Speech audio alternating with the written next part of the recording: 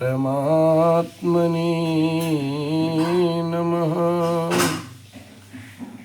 ओम श्री जानकी वल्लभो विजयते तराम।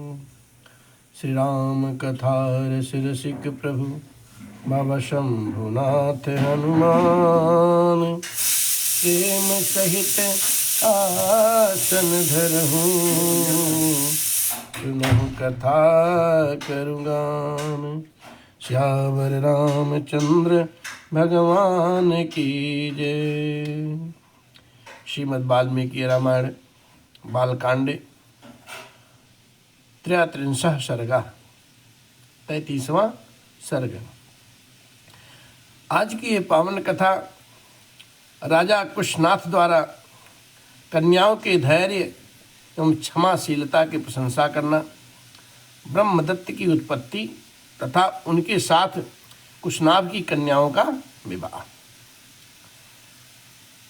तस्य तद्वचनं श्रुत्वा कुशनाभस्य धीमतः श्रोभिश्चरणौ अस्पृष्ट्वा कन्या शतं भासत। बुद्धिमान महाराज कुशनाभ का ये वचन सुन करके उन 100 कन्याओं ने पिताजी के श्री चरणों में सिर रखकर प्रणाम किया और इस प्रकार से कहा। वायु सर्वात्मको राजन प्रदर्शितुमिच्छति अशुभं मार्गमाधाय न धर्मं प्रत्यवेक्षते। राजन, सर्वत्र संचार करने वाले वायुदेव अशुभ मार्ग का अवलंबन करके हम पर बलात्कार करना चाहते थे। धर्म पर उनकी दृष्टि नहीं थी, इसलिए प्रत्यमत्याह अस्म भद्रम ते स्वच्छंदेना वयम स्थिताः पितरं नो वृषेष्वे त्वं यदि नो दास्यते तव। हमने उनसे कहा, हे देव, आपका कल्याण हो, हमारे पिता विद्यमान हैं, हम स्वच्छंद नहीं हैं। आप पिताजी के पास जाकर के हमारा वर्ण कीजिए, यदि वे हमें आपको सौंप देंगे तो हम आपकी हो जाएंगे। इसलिए तेन पापानुबंधेन वचनं न प्रतीक्षता एवं ब्रुवन्नत्यः शर्वा अस्मे वायुनाभितहतावृतम्।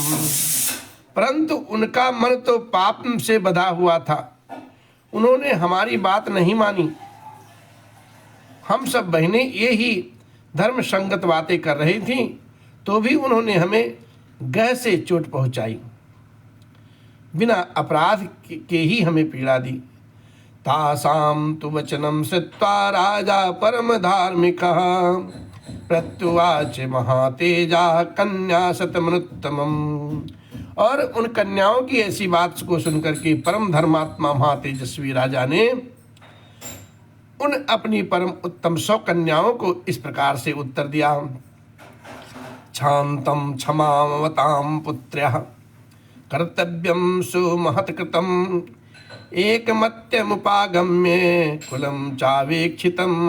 हे पुत्रियों, क्षमाशील महापुरुष ही जिसे कर सकते हैं, वही क्षमा तुमने भी किया। तुम लोगों के द्वारा महान कार्य संपन्न हुआ है। तुम सबने एकमत होकर जो मेरे कुल की मर्यादा की दृष्टि रखी है, काम भाव को अपने मन में स्थान नहीं दिया है, यह भी तुमने बहुत बड़ा काम किया है। अलंकारं हीनारीणां क्षमा तो पुरुषस्य वां दुष्करं तच्च वै क्षान्तं त्रिदशेषु विशेषतः यादृशेवः क्षमा पुत्र्यः सर्वा समा विशेषतः। स्त्री हो या पुरुष, उसके लिए क्षमा ही आभूषण है। हे पुत्रियों, तुम सब लोगों में समान रूप से जैसी क्षमा या सहिष्णुता है, वह विशेषता देवताओं के लिए ही दुष्कर ही है। क्षमा दानम क्षमा सत्यम क्षमा यज्ञाश्च पुत्रिका क्षमा यशः क्षमा धर्मः क्षमायां विष्टितं जगत्। हे पुत्रियों, क्षमा तो दान है, क्षमा सत्य है, क्षमा यज्ञ है, और क्षमा यश है, और क्षमा धर्म है। क्षमा पर ही संपूर्ण जगत टिका हुआ है। विसृज्य कन्या का कुतस्थ राजा त्रयोदश विक्रम मंत्रज्ञो मंत्रयामास प्रदानम साह मंत्रिभिः देश काले चा कर्तव्यम सदस्य प्रतिपादनम। कुतस्थ नंदन श्री राम देवतुल्य पराक्रमी राजा कुशनाभ ने कन्याओं से ऐसा वचन कह करके उन्हें अंतःपुर में ले जाने की आज्ञा दे दी, और मंत्रणा के तत्व को जानने वाले उन नरेश ने स्वयं मंत्रियों के साथ बैठ करके कन्याओं के विवाह के बाद विषय में विचार आरंभ किया। विचारणीय विषय यह था कि किस देश में, किस समय और किस सुयोग्य वर के साथ उनका विवाह रचाया जाए। तस्मिन्नेव काले तु चूलेनां महादुतिः उद्वर्वेताः शुभाचारो ब्राह्म्यं तप उपागमत। उन्हीं दिनों चूली नाम से प्रसिद्ध एक महातेजस्वी सदाचारी एवं ऊर्ध्वरेता नैष्ठिक ब्रह्मचारी मुनि वेदज्ञ तप का अनुष्ठान कर रहे थे अथवा ब्रह्मचिंतन्य रूप तपस्या में संलग्न थे। तपस्यन्त मृषिं तत्र गंधर्वी परिपासते सोमदानां भद्रं ते उर्मिला तनया तदा। श्री राम तुम्हारा भला हो। उस समय एक गंधर्व कुमारी वहां रह करके उन तपस्वी मुनि की उपासना अनुग्रह की इच्छा से सेवा करती थी। उसका नाम सोमदा था। वह उर्मिला की पुत्री थी। सा चातं प्लता भूत्वा शुश्रूषण परायणा उवास काले धर्मिष्ठा तस्या तुष्टो अभवद गुरुः। वह प्रतिदिन मुनि को प्रणाम करके उनकी सेवा में लगी रहती थी तथा धर्म में स्थित रहकर समय समय पर सेवा के लिए उपस्थित होती थी। इससे उनके ऊपर वह गौरवशाली मुनि बहुत संतुष्ट हुए। सा च तां कालयोगेन प्रवाच रघुनंदन परितुष्टो अस्मि भद्रम ते किं करोमि तव प्रियम। हे रघुनंदन, शुभ समय आने पर चूली ने उन गंधर्व कन्या से कहा, हे शुभे, तुम्हारा कल्याण हो, तुम्हारा मंगल हो। मैं तुम पर बहुत संतुष्ट हूँ। बोलो तुम्हारा कौन सा प्रिय कार्य सिद्ध करूं। परितुष्टम मुनि ज्ञात्वा गंधर्वी मधुर स्वरम वाच परम प्रीता वाक्य को विदम। मुनि को संतुष्ट जान करके गंधर्व कन्या बहुत ही प्रसन्न हुई।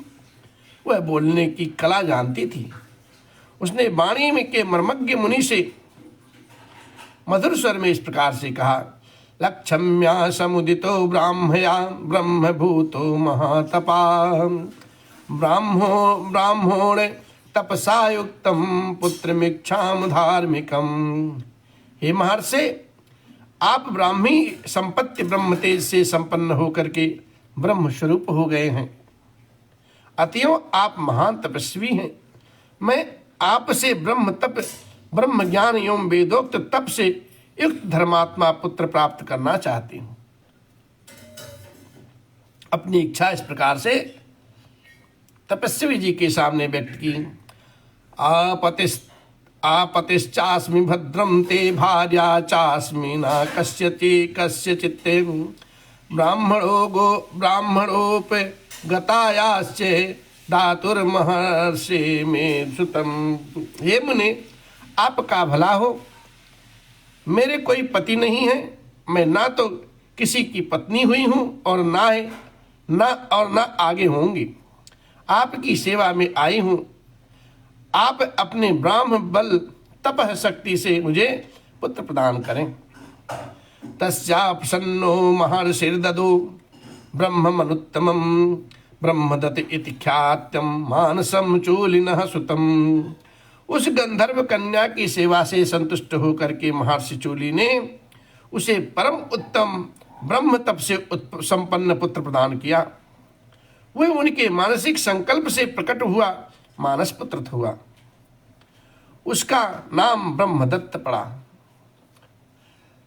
सा राजा ब्रह्मदत्तस्तु पुरी मध्यवसत तदा कांपिल्यां परया लक्ष्म्या देवराजो यथा दिवम। कुशनाभ के यहाँ जब कन्याओं के विवाह का विचार चल रहा था, उस समय राजा ब्रह्मदत्त उत्तम लक्ष्मी से संपन्न हो कांपिल्या